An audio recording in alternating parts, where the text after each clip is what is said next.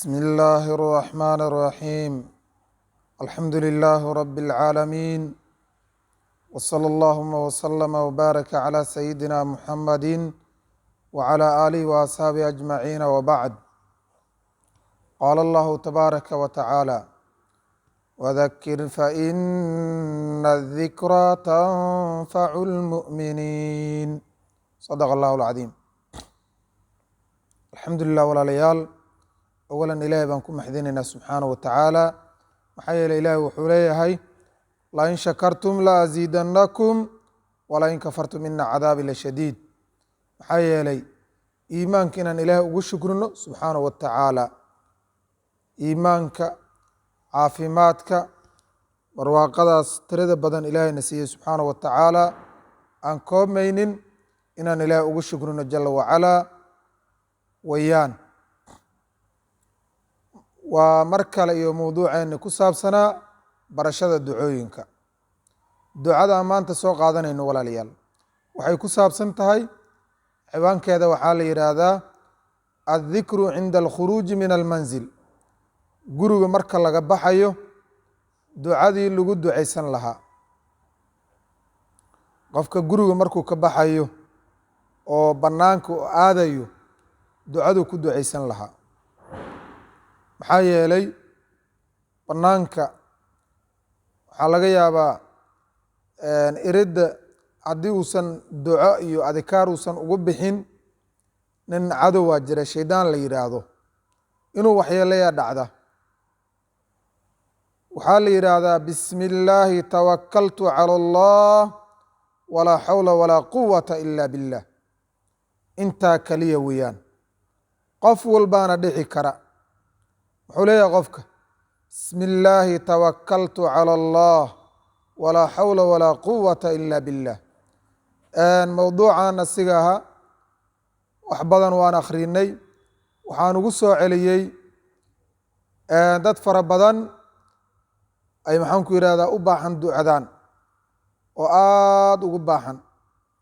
in la barana oo la tacliimiyo ducooyinka la baro adikaaraha la baro u baahan baa jira maxaa yeeley qofka waxaa la rabaa noloshiisao dhan diin kaamila inay ahaato kow guriga marka la soo galayo waxay leedahay duco marka bannaanka la aadayo waxay leedahay duco lagu duceysto marka la seexanayo sidoo kale marka hurdada laga soo kacayo suulaha marka la galayo marka laga soo baxayo marka dhar cusub la xiranayo dharkaadii hore markaad ku labisanaysid markii aad maxaan ku yihahdaa gaadiid fuulaysid gaadiid markaa raacayso waa la duceystaa daabadan ilaahay kuu sakhiray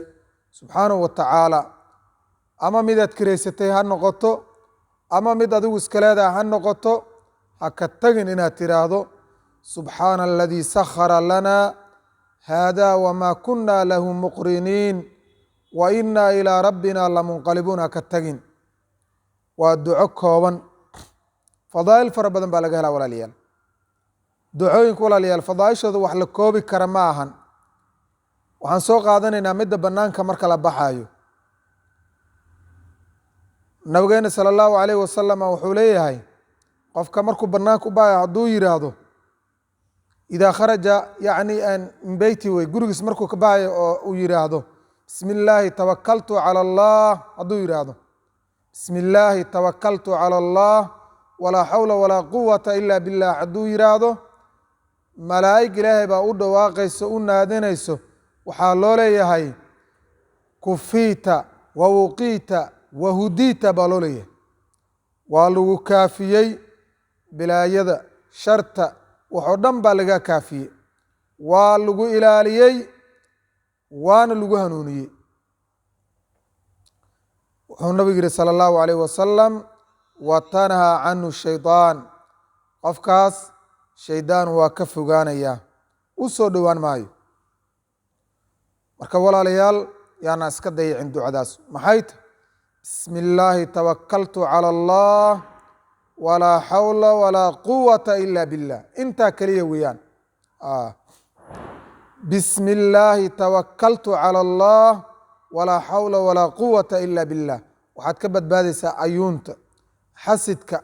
qumiyada shar jinni shar insi xasidoo dhan waxaas dhan baa ilaahay kaa badbaadinaya subxaanahu wa tacaala aan ku dadaalno aan isgaarsiino aan faafino insha allahu tacaala maxaa yeele walaalayaal haddaad u niyeysato alla dartiis inaad u faafisid ajir badan baa ilaahay kaa siinaya subxaanahu wa tacaala marka walaalayaal khayrka aan faafino dariiq walba aan ku faafin karna aan faafino wassalaamu calaykum waraxmat ullaahi wabarakaatuh